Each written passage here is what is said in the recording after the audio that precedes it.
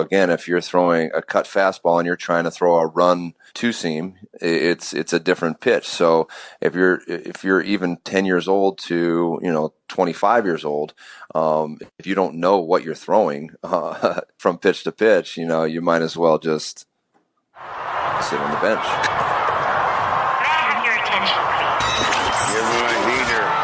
Now listening to Clear the Mechanism. The Robbie Rose Show. The Robbie Rose Show.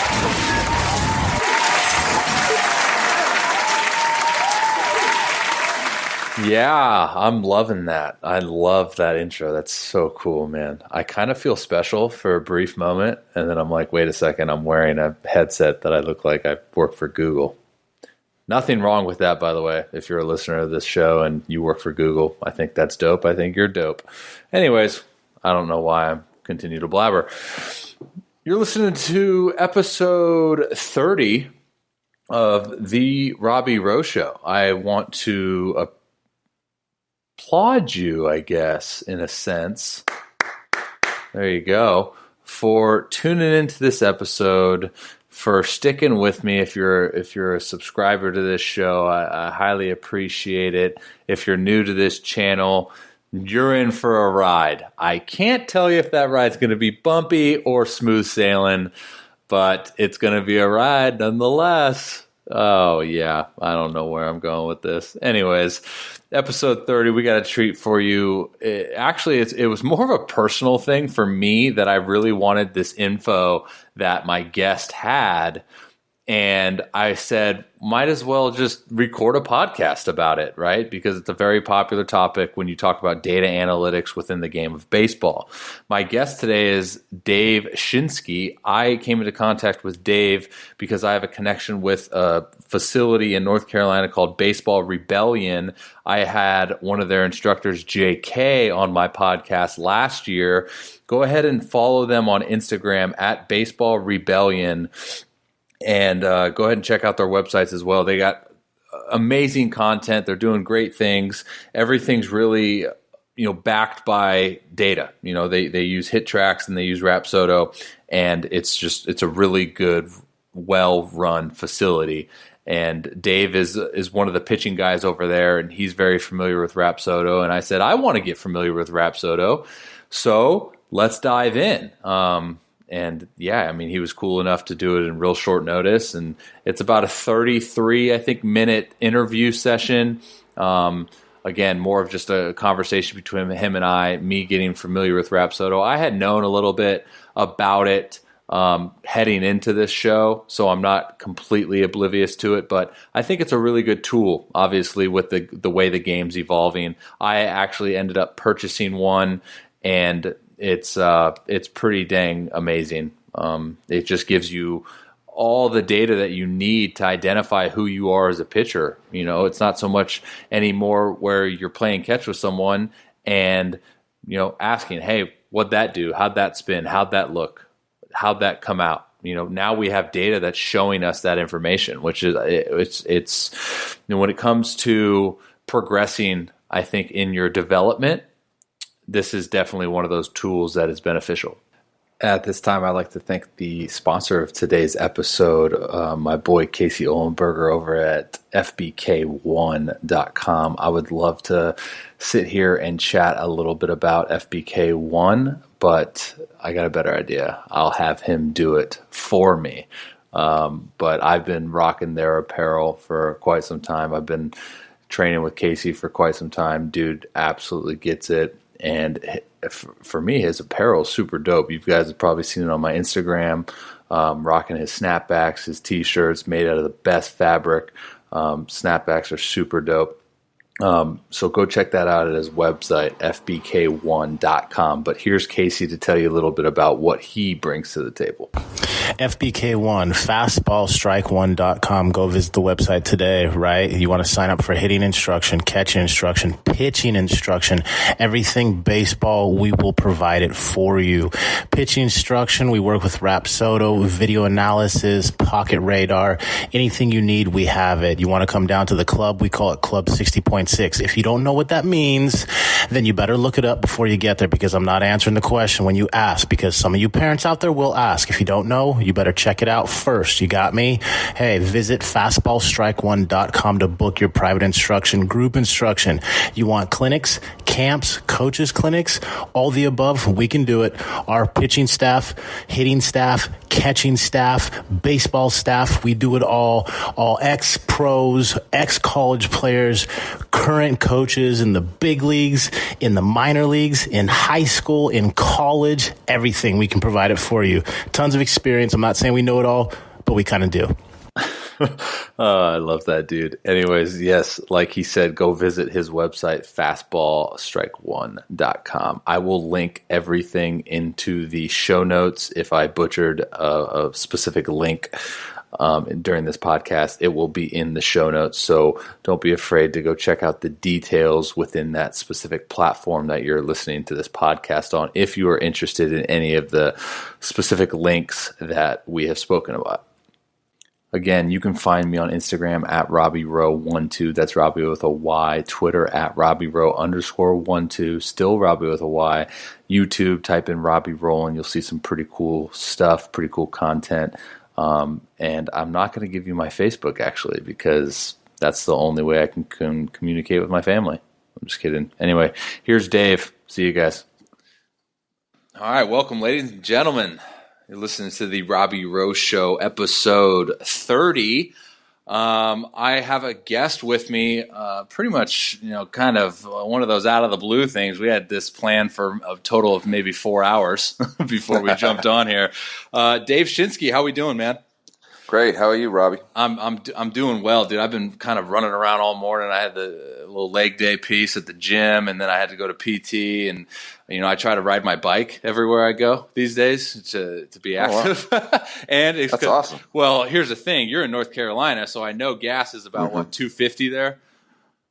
$2.69. Oh, $2.69. Well, it's a whopping about $3.89 here, man. So I'm trying to do anything in my power right now to stay out of the car. But yeah, that's crazy. But long story short, I am doing very well. I appreciate you asking. Again, I want to reiterate that I highly appreciate you jumping on here in short notice. I contacted Dave. I want to say it was yesterday, right? Yesterday, you emailed me. Yeah, so the basis of this podcast was, I want a little bit more information on the data analytics side of baseball, right? And I think that's such a hot topic in today's game because you can't even turn on a game on Sunday Night Baseball on ESPN or MLB Network without hearing spin rate or spin axis. So there's so much stock being put into these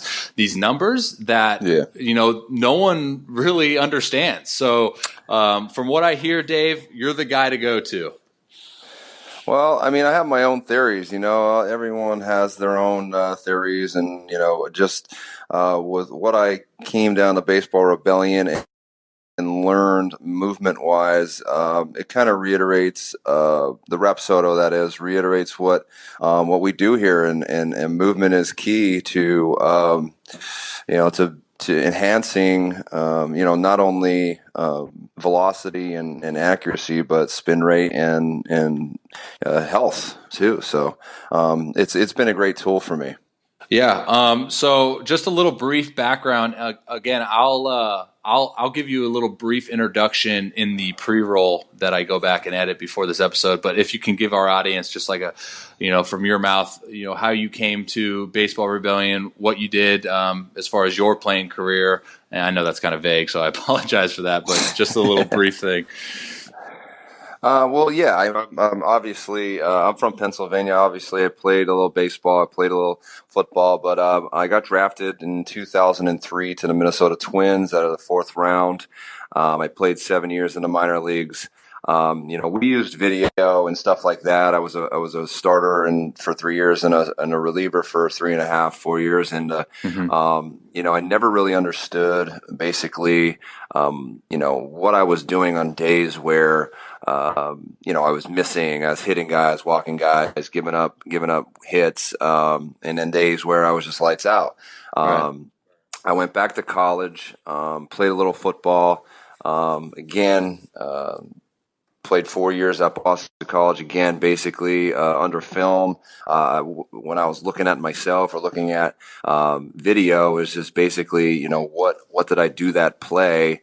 Why did I stink? Why was I good? But I never really analyzed my movements, my mechanics, how I was throwing the ball, where the ball was positioned, and stuff like that. But basically came to Baseball Rebellion in 2015, and it was enlightened by all of that. A guy named Justin Orenduff, who was the pitching guy here before me, introduced me to the Baseball Rebellion way of movements, and Chaz Pippett, the owner and head instructor of hitting, enlightened me in the way of movements as well. And that's what we do here, man. At Baseball Rebellion, we try to move better. What I mean by that is turn, rotate better. Obviously, baseball is a rotational sport. And then couple that with slowing ourselves down on video and seeing what we see in the movements. We have positions that we look at, and then also with, like I said, the Rapsodo. It gives us a tool to kind of look at the smaller things of spin rate and things that you can't really tell what's happening by the naked eye. So yeah, I got here about 2015, and I've been here strong. We've been expanding. We just went from a 6,000 foot square facility to a 12,500 foot facility here in Durham, North Carolina, and things are on the up and up, man. That's dope, man. Hey, what years were you a player for those 7 years? 2003 to 2009. I got released in 2009 and went back to college that summer in 2009. That was a wake-up call. So you went back in 2009 when you were how old to play football? I was 25 as a freshman, going from running 4 poles as a double-A starter or double-A reliever to running 20, 80-yard sprints at 10 seconds a pop. That's it's a mental challenge. Yeah. So that's what position in football? Quarterback. Oh, of course. Makes sense.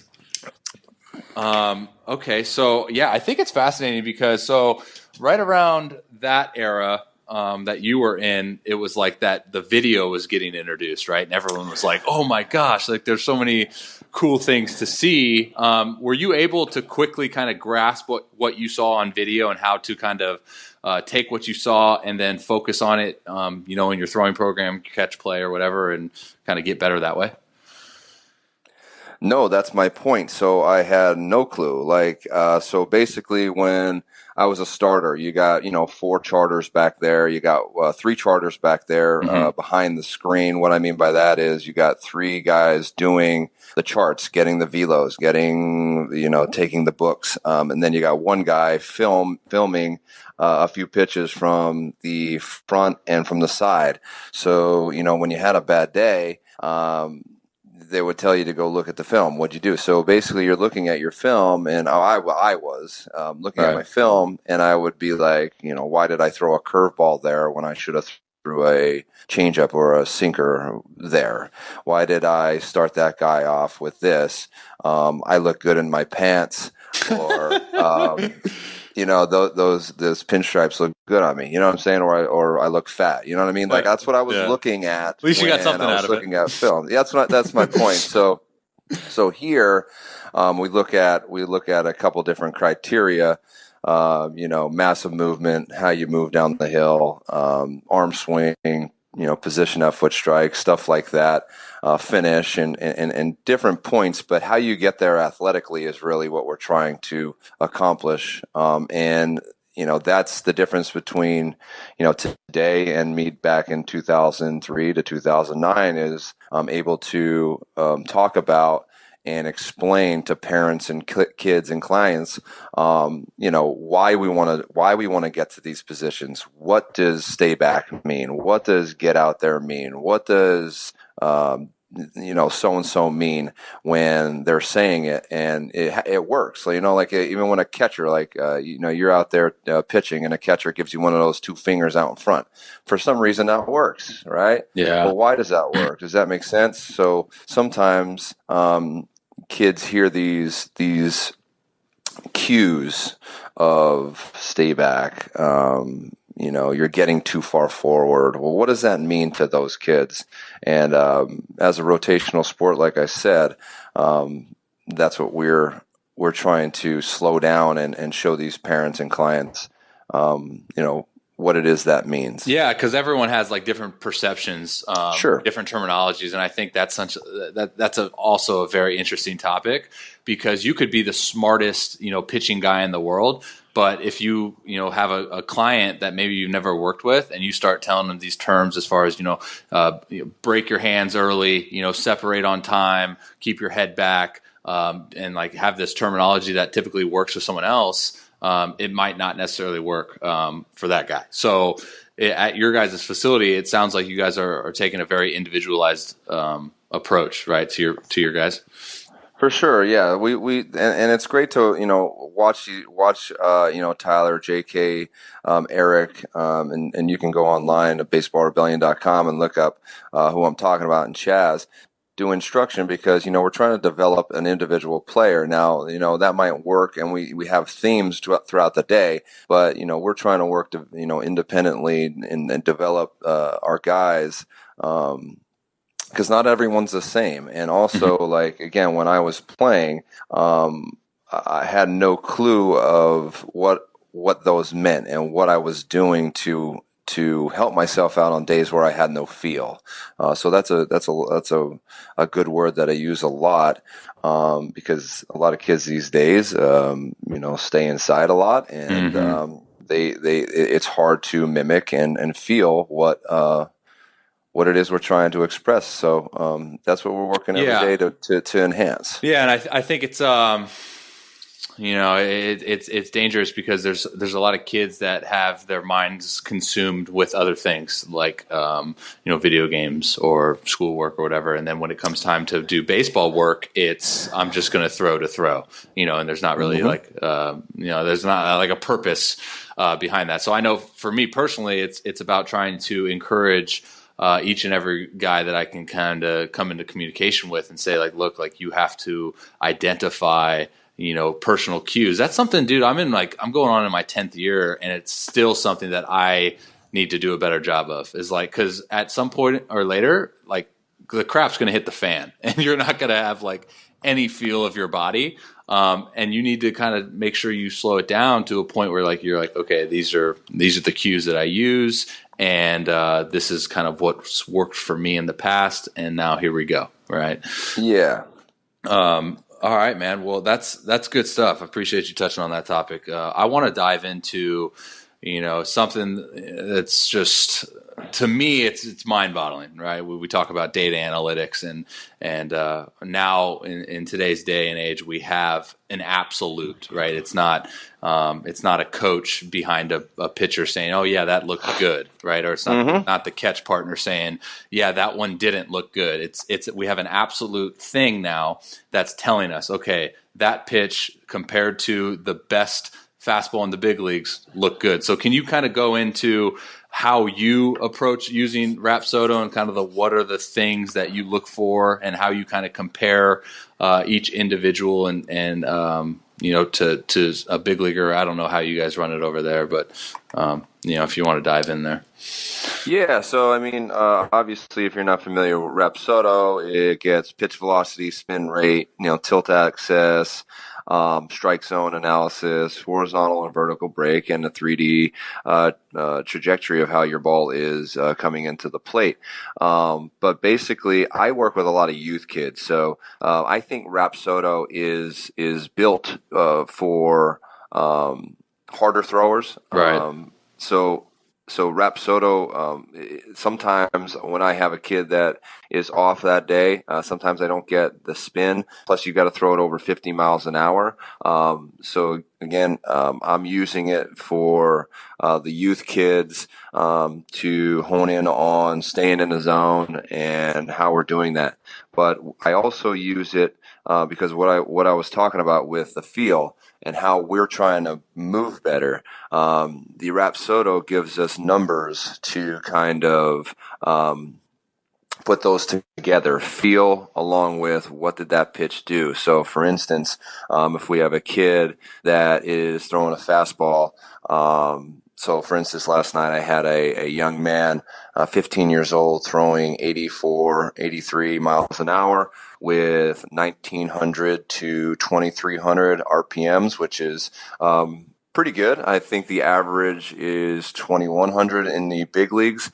So I mean, his ability to spin the ball, RPM wise, is very good. But he's throwing obviously probably 10 to 13 to even 15 sometimes miles an hour slower than those guys. So how does he do that?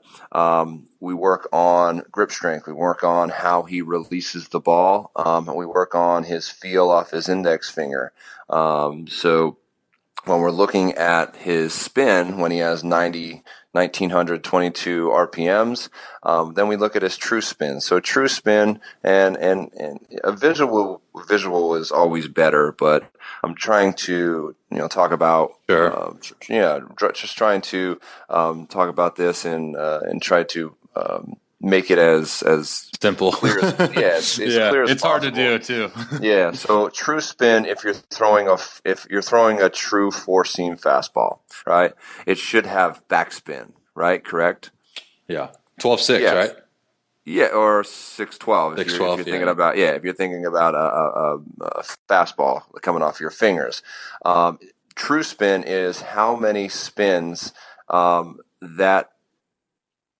that total spin is going to have towards the plate. So if it's, and you're going to see a percentage on Rapsodo from 0 to 100, if that has 95%, we know that he's spinning that ball very well. If it has 70 to maybe 60 to even 50, a lot of times we'll see slider spin. So again, we're developing young pitchers to eliminate, cutters when they're trying to throw a sinker, or a slider spin when we're trying to throw a four seam. Does that make sense? Yeah, absolutely. And I think that's where the axis comes in, right? It's like exactly. It's all about the finger placement. You want to stay as true as possible. And what I mean by true for the listeners is when you're releasing the ball, you want even pressure, unless you're a sinker guy, maybe a little bit more pressure on the index, or pronating more. It's all variable, right? Exactly. So it's going to give you also the spin axis. So it'll give you a blue line through a ball, which I always kind of talk about like a pencil through the ball. If the pencil's facing you, that obviously means that you're throwing more of a slider or a gyro ball, they call it. And if the pencil is through the ball and you can see both sides, that means you're getting behind the ball or on top of the ball, like the coaches are saying. And that's how you're kind of looking at developing pitches. So if you're working on a 12-6 compared to a slider, like put out pitch, that's what you're looking at. And also it gives you the vertical break and the horizontal break in inches. It gives you if it's a strike or not. And also you're able to switch the pitch types. When you're looking back on the history, you can look at if it was a two seam, if it was a four seam, if it was a curveball at that one. So again, and also it gives you a video as well if you want to take video and slow it down as well. So it's a really great tool for me. But like I said, I'm using it for a lot of youth kids. And those are the things that I'm kind of trying to look at is he getting is his middle finger off the ball last? Do we have to work on grip strength? And those are things that when I'm faced with that, I like to just use other objects, like throwing a football. So throwing a football is a big part of my lessons sometimes. Interesting. When I'm trying to get a kid to feel again. How to properly throw the baseball, because it should be the exact same movement, just maybe just a little bit less arm swing. It should be the same movement, same ball release, but you're getting instant feedback from a football because it's a bigger ball. Plus, if it's the spirals kind of going up towards the ceiling, you know that he got off of his bottom three fingers. So the pinky, the ring, and the middle. If it comes out and it has a little bit of nosedive, that's how it's supposed to come out. You know that he's releasing the ball really well off of his index finger. So a lot of other pitching instructors and pitching coaches talk about how it's that we kind of don't know how to increase spin rate. Yeah, right. Well, my theory on that is basically if you can throw the football better, you can throw the baseball better, or you can make it spin better. If you can make the football spin better, you can make the baseball spin better. Now, is that just manipulating like the feel that you're creating as an athlete off the tips? Well, a lot of kids don't even know how to hold a football properly, so they're already giving themselves a disadvantage. So again, as a baseball, you obviously know there's different hand size for kids and men, but the balls as you get older are different. The distances are different. So I'm also looking at that kind of stuff. Is the individual, like you said. Developing the individual as it comes to me. So I might have a theory in my lesson and just try something. And that's where the Rapsodo also helps me out is like, we can see that he gained or lost, 500, 600 RPMs from a fastball to a changeup. Now, why did he do that? It's the same mechanics, but just a different grip. Does that make sense? Yeah. And what I love about the Rapsodo, man, like I told you, is I purchased one. It's with my partner right now, who's doing it out of his cage, and it was funny because he had his first session last night on it, and I told him like, hey, if let's only do it with like high school kids and above, right? Like you don't want to kind of mess with little leaguers or whatnot, but it's immediate feedback. And then what that allows you to do is kind of play that guess and check game, right? Like, okay, well, let's be mindful about putting more pressure on your middle finger this time, right? And see what the spin says. If it's drastically increased, then maybe we have something there. But what I want to ask you is, with your football theory, are you seeing like a constant increase in RPMs from that theory? I'm seeing a more consistent number. The Rapsodo picking up more consistently, throwing more strikes in the zone. My spin efficiency is going up in percentage. A lot of the times, even if you're throwing a slider spin to a fastball, you'll get kind of the same RPMs, but lower in the spin efficiency. So again, if you're throwing a cut fastball and you're trying to throw a run two seam, it's a different pitch. So if you're even 10 years old to 25 years old, if you don't know what you're throwing from pitch to pitch, you might as well just sit on the bench. So the spin efficiency it gives you a percentage, right? And percentage, yes. And for so back to that four seam fastball example, that 612 spin, you want as close to as 100% as possible, right? So it's going to give you also on the spin axis, it's going to give you a time. So basically, it'll say if you are throwing it 12-6 or 6-12, it'll give you 6 o'clock. So that means it's spinning on that 6 o'clock axis. Does that make sense? And the pencil will be straight across. Now, if it says 10 o'clock, that means it was going on like a 10-5 axis. Does that make sense? Oh, so like a hand clock. See, I'm a millennial. We only do digital clocks here. Yeah, so a hand clock. Yeah, so again, if you're throwing as a lefty, a four-seamer, it should be more on like 11 o'clock axis. Does that make sense? Yeah, so it's going to vary per individual depending on obviously throwing type and is it so much about how the ball is spinning or how it's being released?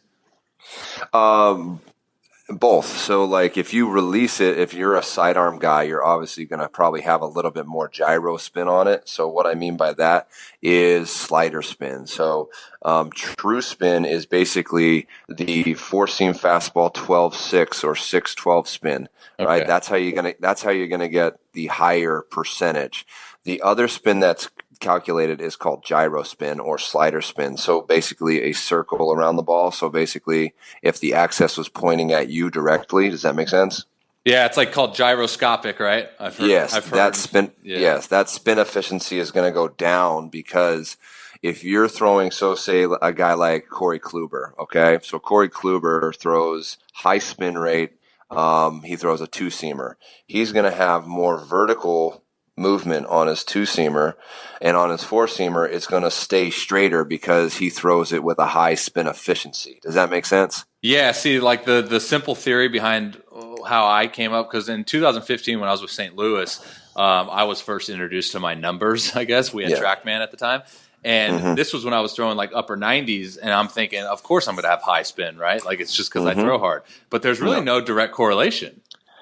No, so like a guy like Dallas Keuchel, I mean, he throws 91, but he can hit 95. He has a low spin efficiency because he throws a cutter and a sinker. So with the gyro spin, that's bringing the ball to the ground a little bit more. So depending on what kind of pitcher you are, that's how you could kind of tell what kind of pitcher you are or what pitches you want to throw where in the zone. So if you're throwing 95 plus and you have high spin efficiency, you're going to want to stay up in the zone with your four seam. If you have a low spin efficiency or like that 70 mark with high spin rate, that means you're probably a sinker guy and you want to stay lower in the zone. Yeah, and that's what I was going to say. It's nothing like a negative thing, right? Like if you're a low spin guy.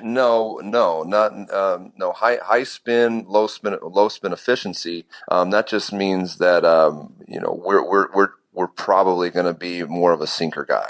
Yeah, and it's identifying or a two-seam guy. Yeah, you're identifying what guy. Yeah, and that's what I love about it, dude. And it's funny because I look back to that year where granted, like I was healthy and everything was feeling good, and like I said, I was throwing hard. But I'd get 01, 02, and I'd think like let's go up in the zone because it was right around the time where the high heater was coming back into the game. And people would lay off of it or barrel it up. And I'm thinking like, that doesn't, that's not making sense, man. That's freaking high velocity. Quickly learned, like I have super low spin. I'm like in the 1900s. And as soon as I found that out, it was like, okay, A, what is this? B, how can we optimize it? Right. And plus you're changing like what type of pitcher you are. You're probably more of a sinker guy or a two seam guy. And, you can set up a guy, but a lot of the times when a pitcher like tries to throw a certain pitch, say up in the zone, you're going to leave it belt high sometimes, and it's going to get mushed into the stand. So that's another thing we talk about here is being aggressive with what type of pitcher you are as well. So, and I think identifying that at an early age is absolutely key. And that's where my 10 to 13-year-olds are better than I ever was as a 25-year-old player in AA because of the mental side that we're trying to achieve on how to pitch now. So once the mechanics come and once the movements are and your delivery is repeatable and we can really feel and I have kids that come in week to week and have, like I said, have that feel, and then another week just be like totally lost. And that's the stuff we're working on. And again, like individual development, player, but they're way ahead of me when I was even in pro ball. It could be a dangerous thing, though, right? Like if you're a 14-year-old kid and you're seeing all these data numbers, and you're kind of maybe getting overwhelmed. No, the parents and kids like it because I don't make it as like you have to do this. Like it's a learning tool. So it's basically, we look back, we kind of talk about it a little bit, but the parents and clients, they love it. It's one of our selling tools as technology. I can imagine. And I'm still learning how to do it as well. I'm seeing little things of like, what does that dotted line compare to the solid line when in the tracking thing? So I just finally realized that the dotted line is if it doesn't have any spin on it, that's what the ball would do. And since it had spin on it, the solid line is what it actually Oh, so if you threw like a lacrosse ball, that's what. exactly. Yes. That is neat. So that's wow. Yeah, I mean that's the coolest thing. Like to me, dude, like I geek out over this stuff because it's like it's absolute, right? We're not having to I guess go to someone else like a pitching coach and say, "Hey, what are my strengths?" Right? What can I do in a game that will optimize my performance on the mound because I don't really know my strengths. I haven't identified them yet. So what Rapsodo's doing is it's giving you that, right? In absolute value. Exactly. And that's where we just had a showcase here. It was a Carolina showcase for uncommitted kids, and we did a Rapsodo. We took it with us outside, and the kids that threw, obviously they got done, and we had them come over and throw 10 to 12 pitches on the Rapsodo fastball, two seam, whatever they threw, and kind of talked a little bit about them to the numbers to the kids of what that actually means, and then we sent them to the coaches that were there. So again, it's a good tool as well moving forward with maybe recruiting and stuff like that. Is hey, what's your spin rate? Well, here's the thing: is like I was at the AT&T Park watching a game, big league game, and they have spin rate now on the same place they have velo. And it's like thinking how much stock is being put into this now. It's not so much where it was like when you and I were coming up. It's where it was just velo, right? Like scouts only had velo, and then if they were good with their naked eye, they could identify mechanical flaws or deficiencies or whatever, and then put that in the report. But essentially, you're looking into your gun the whole time. Now you have this whole set of data that's kind of giving you a baseline, right, to kind of shoot for. Exactly, and again, a lot of people are afraid of it. But if guys like you and me as well, like are trying to figure out, we're not afraid to change. We're not you know what I mean? Like baseball, adapt or die. Baseball has been so set in its ways forever, and people are being like, what is this, mumbo jumbo? But no, it's helping the game. It's helping grow. Young players. It's helping to grow just intellectually, I think, the game of baseball, because it's just like it's not set in stone, and it's giving you a number on either if you're performing. Performance. Performing. Sorry. That happens to me all the time. Bad or good. Bad or good, and how you can kind of go forward with that. Yeah. I think it's great. I think for individuals to understand it is power, right? And it's only going to benefit them in the long run. I think so. So again, that's me coming to Baseball Rebellion opened my eyes of like, wow, there's a different way of throwing. There's a different way of using my body. There's a different way of looking at these analytics and how we can kind of move forward in helping younger kids grow, because it really does start at the youth level. And that's why I love using it for all my clients. But using it because I don't know if a lot of people in the country are using it at that youth level. Yeah, and I think what's so fascinating about that, like I said before, is that immediate feedback, and it's giving the athlete like that time to go, okay, this is what I felt mechanically on this pitch. This is what the data showed. Now let me feel maybe something else mechanically, and then this is what the data showed, right? So you have kind of like two balancing points as far as what you're feeling mechanically, what the ball is actually doing, and kind of taking that all into consideration to at the end of the day, right? Like everyone wants to maximize their potential. Exactly. So again, in a lesson, obviously you're in a lesson, but when that lesson turns into live performance, you're in the zone. You're in that moment of being able to change instead of walking two guys, or like you said, being 1-2 and trying to do something else. Instead, just being in that moment that you've been in so many times in the lesson, and then just letting it go out there on the field. Absolutely, man. Well, hey, I want to be respectful of your time, Dave, but if you could, in closing, let my audience know where they can find you and the company you work for. Well, at dshinbone15 on Twitter and baseballrebellion.com. Check us out. We have a lot of free analysis, breakdowns, drills, articles, things like that. Again, baseballrebellion.com.